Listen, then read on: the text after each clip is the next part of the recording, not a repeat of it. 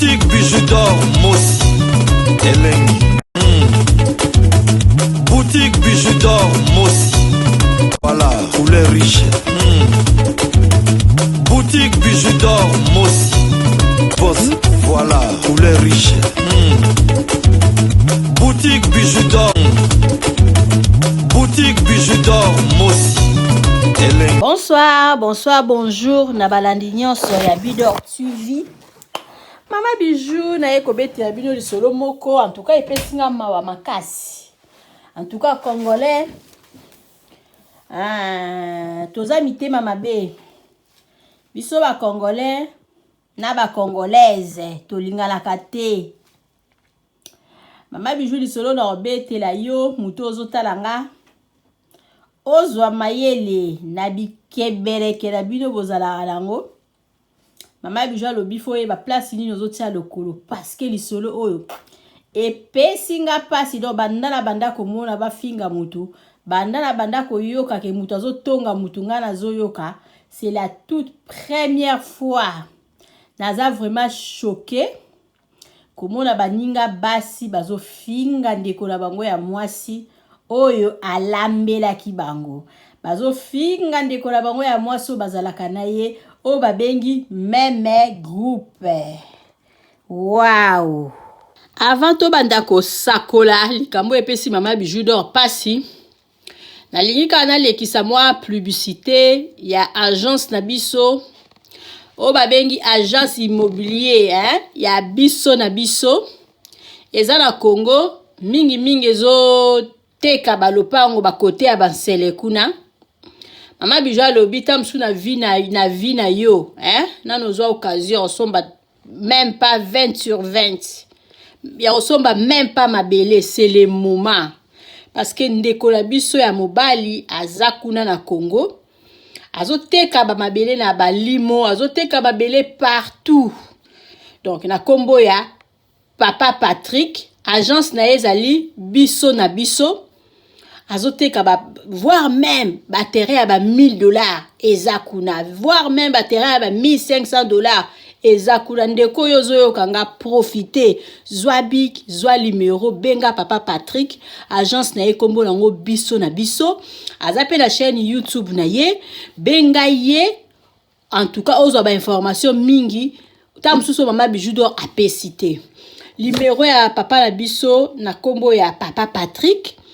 Numéro na ezali 00243 81 021 74 97.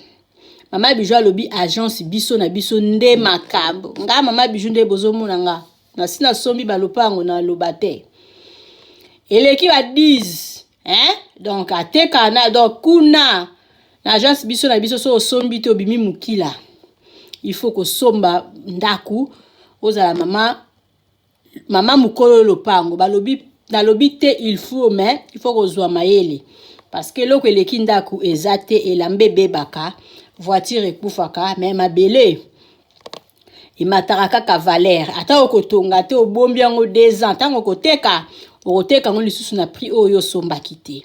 Donc numéro la pesi bino yangwana agence biso na biso ya Papa Patrick azoteka mabele voire même ba hectare soza bezo sala ba hectare osala bilanga soza bezo hectare osala ba bilanga ba biloko ebele. En tout cas contactez ka numéro na pesio okozala jamais d'ici parce que notre frère na kombo Papa Patrick azo sepelisa biso. Donc et pas ya Papa Patrick nyonso tu lopango na prix nyonso tu ezakuna makasi ka ya mbongo na yo mbongo yango ya koleka tata $1500 okozwa lopango ya boye bazwi wapi soki agence biso na biso te. Et puis lisusu na bandeko nyonso tu bokene na bino congé na kine mama bijou alobi tozala ka na adresse moko ba appartement vraiment meublé ba appartement ya kolouer ba appartement na biso to bandi na valeur ya $15 ko matati na ba 25 30 toza na appartement simple, toza na appartement chambre salon cuisine, toza na appartement voire à 2 chambres salon cuisine. Mama Bijou alobi adresse ezaka ka moko na matonge na Irebu A37. Appartement na biso to tiango na prix ya mukie pour na mutu nyonso surtout à se retrouver. Appartement na biso eza vraiment zupa, eza na ba conditions tout ya malamu. Mama Bijou alobi benganga osala réservation ya appartement na yo soko za la besoin ya kokende Congo Kinshasa. Osala séjour ya malamu. En tout cas, oyebisa Mama Bijou merci. Merci lisusu na batu nyonso to bazobenganga pona opesa ba numéro nange pa ya batu ko tindela nga batu. Nzamba lola amo na bino Mama Bijou lobi bo umela na kwa na bino parce que ça bino vraiment mobulu. Merci na ba publicité na bino. Mama Bijou lobi to sala ka ndenge to yokanaki. Oui, bandeko nga nazongeli bino na lisolo oyo ngai moko na uti koyoka. Na yoki yango wapi? Na kendeki na nga na batwa na colonne. Batwa koto yo batu nyonso tu bovandi na eta ya colonne, boyebi ya batwa na biso wana ya colonne. Mingi Mama Bijou alanda kuna na kende kosomba mikila. Na komi kuna pona kosomba na ngai mikila na nga comme d'habitude. Mulongo ezalaki mulai penza batu ebele. Tonton moko ya bikolo bazalaki liboso na nga na ebisi tonton wana na oazaki na sima na nga na binga aza na kati na bino awa. Na kati na bino wana vanda muke na voiture. Tellement nazwaki ba pelle, ba coup de fil. Ya ba client na nga bazoluka ba appartement na linga na vanda na nga na voiture, na solo la nazala à l'aise. Tango na mona batu ba pusani na eko kota na katikati ya bato nga na tikaki o bakangela kinga place. Je pense bandeko bozo comprendre. De se déplacer, na koti na nga la voiture, na fungoli na ngai moi porte mukie. Nazo solo la. Na moni kaka groupe ya batu mwindu moko boye basi misatu. Baye wana, mususu azaki na kadi. Bazo ya wana, baye wana, baye kote le maka liboso ya voiture. Baye kote le liboso ya voiture, moi je sais même pas ce ba mona kinga. Ata pe ba mona nganga na yebi na nga bilongi wana te. Monika babandi ko beta masolo. Moko azolo ba moyebi kinga vraiment nde nazalia tina siko nazo kaka libu mupasi. Biloko tolia ki samedi mususu abandi oseka. Pardon. Nanu na mona na ngate to tiaka mbongo ebele me moba biloko oyo ndeko alambeli biso batutanga tina kombo ya mwana mwasi wana. Biloko oyo alambeli biso na mbongo to pesa ki ekoki même pas. Alambeli biso biloko mabe, ayebi kolamba te, alesi biso biloko akopola, libu mupasi, toyoki pasi tozoki tobengani na ba telefone tosali ba diarrhée tosali boye libu mupasi ngati na lelo alibu munange ezoswa. Oh mutaba muya en tout cas bikende toke kosuka. Bomoni ndaku ndenge ezalaki salite, bana na ye salite, ndaku salite, ba ver salite, basani salite, ye moko salite, ayebi kolamba te, ba sukoli ndeko wana bafingie. Na bande ko solola, na yebisi mutu na bande nazaki na telefone ngabi. Pardon papa, benganga dans 2 heures, nazonga na ndaku na libanda. Comme ça, to sola bien. Na kati téléphone. Moi quoi enregistrer bango ezate parce que so na enregistrer bango baza mwa musika makele la meka ko sala ngombe nazo mona ka makele le mama neti mupepe ezokota na téléphone mingongo ezoyoka na malamu tenga bisa sert à rien ngana kwa enregistrer te menazo lisolo oyo na ya na ngo na Bidor TV na meko pesa na ba abonné na ngai conseil. Ya ba groupe o to kotaka parce que nga moko Mama Bijou nazalaka na ba groupe. Ndenge tozolo baboye na tika nazala lisusu na groupe moko te na vanda na koma komona na koma na ngai mie par rapport tangu nazalaki na ba groupe parce que mitema oyo ezalaka na ba biso ba Bijou eza na batu nyonso tute ngaso na koti na sika na linga nazala pena na batu ba sentir que oui nazo porter un plus na kati ya groupe. Mais ça batu mususu ba osepela te ba mona net ozo bimisa mutu nzoka eza makila. Eza la mutu nyonso tu abota marate azala tam susu leader ya eloko mais biso to bota na makila ba leader place nyonso tu na komaka na lingana azala à l'aise na la kisa batala na ngai. Mais ba congolais na ba congolaise ba linga abongo te. Na bendana na vanda na koma na zala vraiment na kimia et puis ba groupe na biso to kende ba makambo abongo pe koma. Eza ina mutu mususu ki alambi batu bakolia malamu te critique eza batu mususu soki alambi batu bapeti akolia soki ka na tour ya mutu wana bokolia na ndako te po ebebi ke mutu wana alambaka malamu so na tour ya intel boyebi ke kuna mama na ngai toke kolia nde mpenza natika na tonda na ngai na ndako nakende kaka kopesa présence ntango biloko etikala bokabola mutu akomema aza te parceke mama wana ayebaka kolamba te bandeko na nga d'abord nakobanda no na baconseil ya bato oyo bolambaka après tokokoma no na bacomportement ya bato oyo bofingaka ndeko na nga soki oyebi neti kolamba te ça sert à rien ya kokota na ba groupe ke yo semaine olambie yo kuno olambie parce que biloko toliaka na libumu d'abord po eleka na libumu fo munoko esepela nango so munoko esepeli lango te ekota na libumu te basala rassembla na biloko kolia te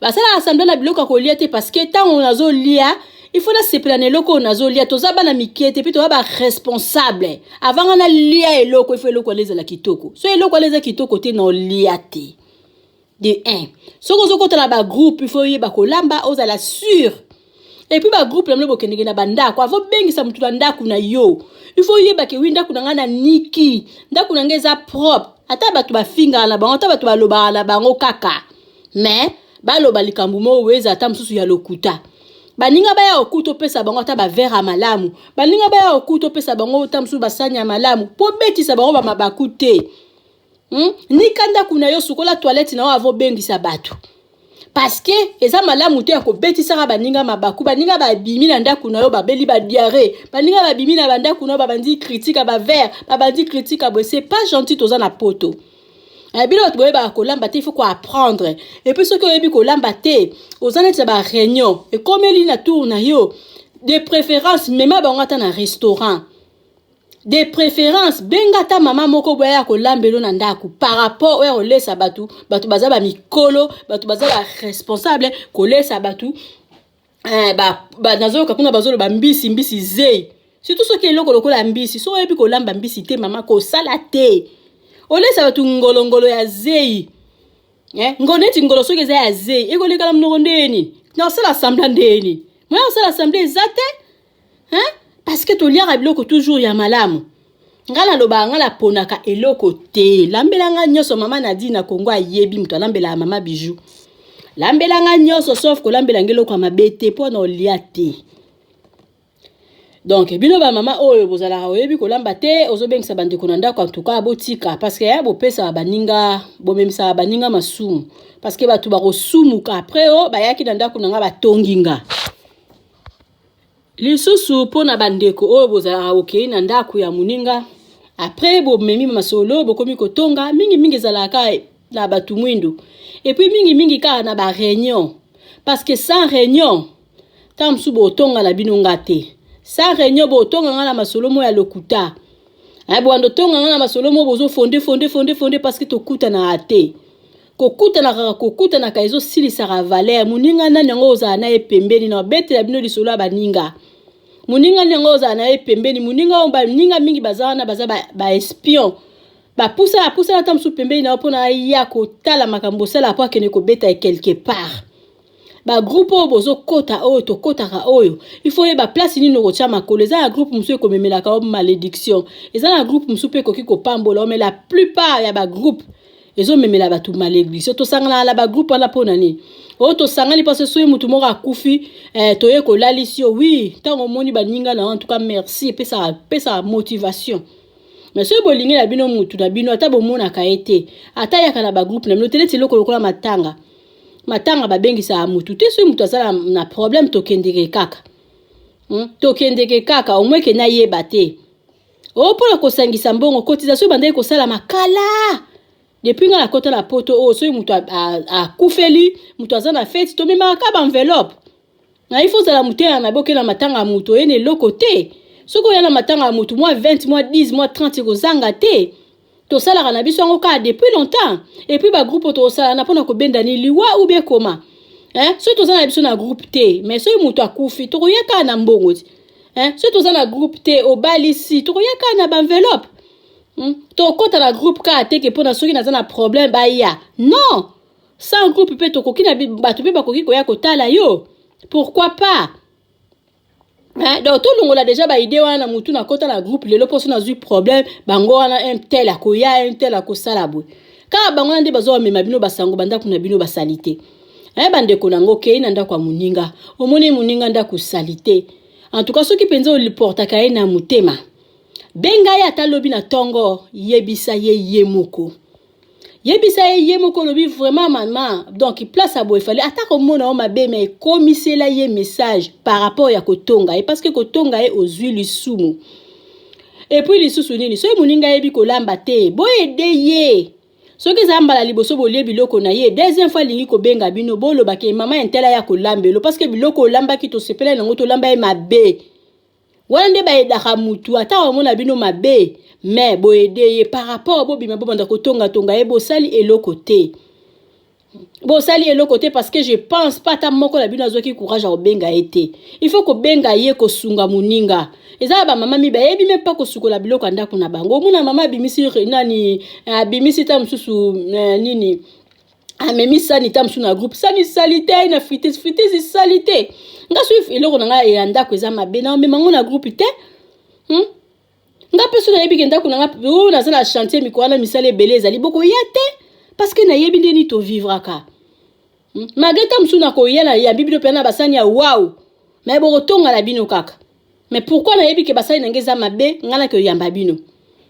En tout cas bande konanga o na pesika comme conseil vraiment to pona ba place ni na ko tia makolo groupe nyo seza ko kota te ngana yoki nde bazo finga ndeko na ba otanga kutu na kombo na ye mais na moni kombo ano ndenge na yebi yango te na yebi ete peut-être des viboy po basongo bazala ka basi mo misatu be minene na tikala ko mona bango te mais na colonne bazo sasande ko ya mwasi basasiye batie na motala ka bakalingi ba lieye pona ni pona ba groupe ende ko place ozalaka tala na groupe nini oyo ozalaka lango bando kota kuna e portayo nini musala bino ka ko sangisa bambonga matanga yo mo po ko sale konzo bomba mbongo mukoma problème eko ya obimisi mbongo no avant bango bayana avant batu bayana ba cotisation bongo bato bazala na bato bazala bazanga ba groupe so ya kufeli mutu basala andeni sele kana ngo kaka po mutu na kufia olamuka na epete asa kufi nae. En tout cas place au tchalo kolo vraiment il faut total parce que ba groupe mingi zo memela batu ba malchance. Ezo memela batu ba malchance olambeli batu biloko mabe ole ba yebisa au sur place que maman olambi biloko kitoko te mbala sima penza balamba ka bongo. Ngala la kisa batu mingi ba recette na la kisa batu mingi ndenge nini osala loko mais ba pesa na bango merci te mais na yebi ke na sala.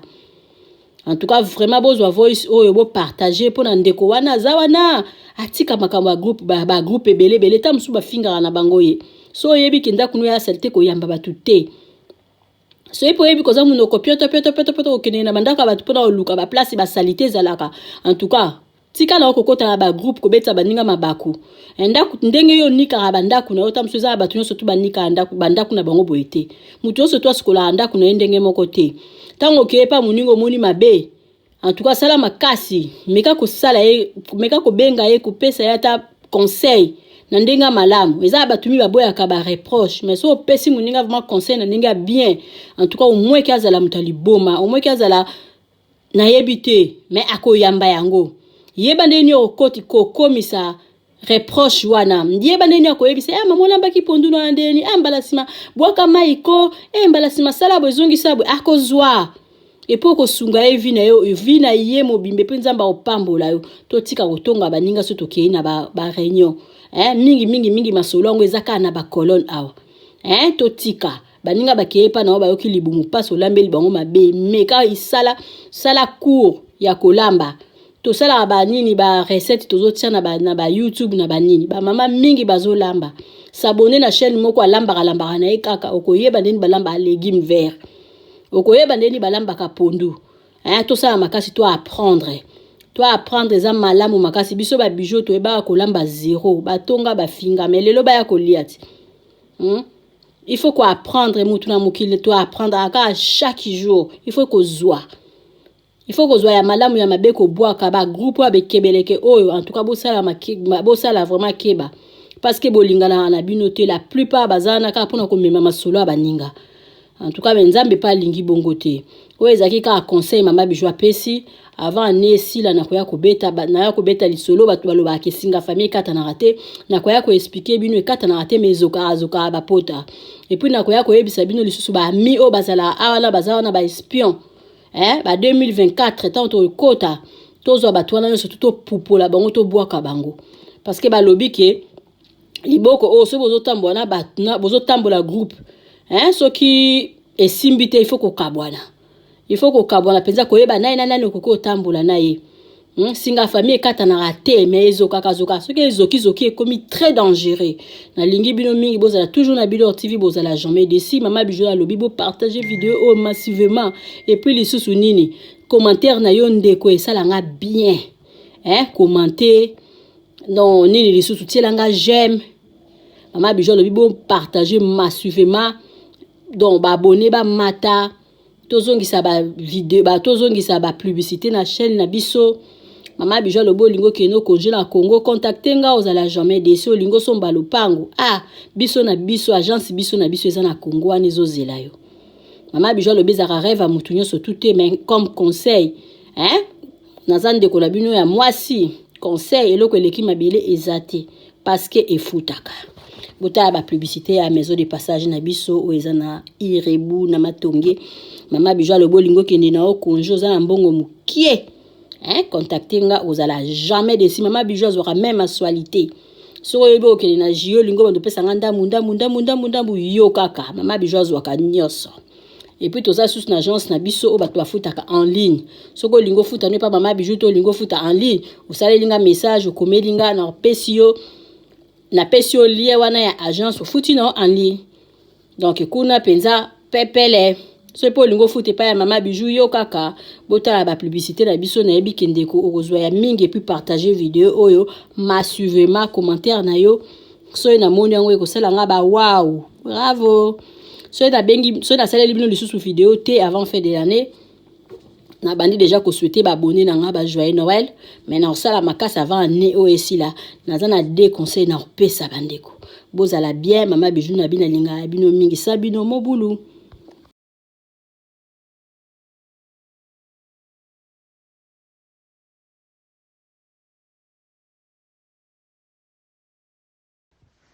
eye na kati ya Matonge maison de passage na biso ya goyo maison de passage na biso eza na ba climatiseur ezali climatisé maison de passage na biso eza na Matonge na Irebu A37 maison de passage na biso toza na ba appartement oyo ezali ya 2 chambres salon cuisine tous les 2 chambres wana eza na ba toilettes na kati maison de passage na biso tozali na appartement oyo ezali kaka salon salle de bain chambre na cuisine tozali lisusu na appartement na biso oyo ezali appartement ya pamba lokola chambre na toilette na oyo salle de bain na ona kati chambre oyo ezali ya pamba oyo ezaka na salle de bain okoyamba bapaya na yo na kati chambre oyo ezali chambre salon cuisine salon ezali ya munene comme okoyamba bapaya na yo na kati comme okoki koyamba bapaya na yo libanda mai na biso ebimaka kitoko courant na biso toza na balune ebele toza na groupe na biso soki courant ekei totie essence na kati ya groupe ndako na biso ezali sécurité eza na sécurité ya makasi maison de passage na biso na Matonge toza kobengisa bino mwana nyonso to ya poto benga numéro oyo ozomona appartement chambre salon cuisine omoni kuna toza na basali toza na banduni toza na nyonso tu congélateur réchaud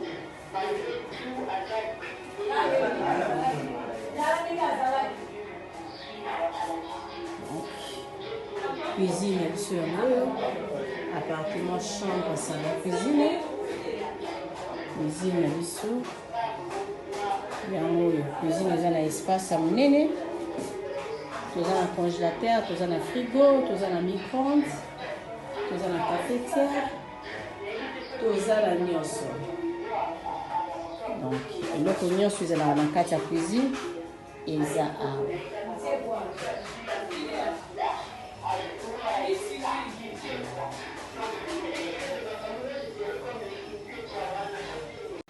Oui, appartement, chambre, salon, cuisine. Appartement, chambre, salon, cuisine.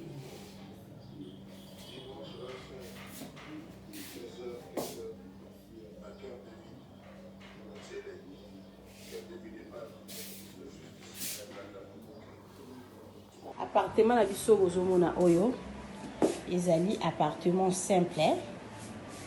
Air moko ekomaka mpe 2 chambres, salon, cuisine. Appartement na biso ezali na eza climatisé, eza na télévision, totiaka ventilateur au cas où courant est rejeté. Nde moto akoki kopelisa ventilateur. Toza na frigo. Appartement na biso eza propre makasi. Totia mwa garde-robe awa. Que moto akoki kotia bilamba na ye eza vraiment na espace oyo bozomona oyo ekoki kokota kiti tokoki mpe kotia mwa éponge awa moto akoki kolala kiti ekoki kokota awa parce que ndeko moko ayaki awa alingaki kiti te tobimisi kiti ekotaka kiti na mesa.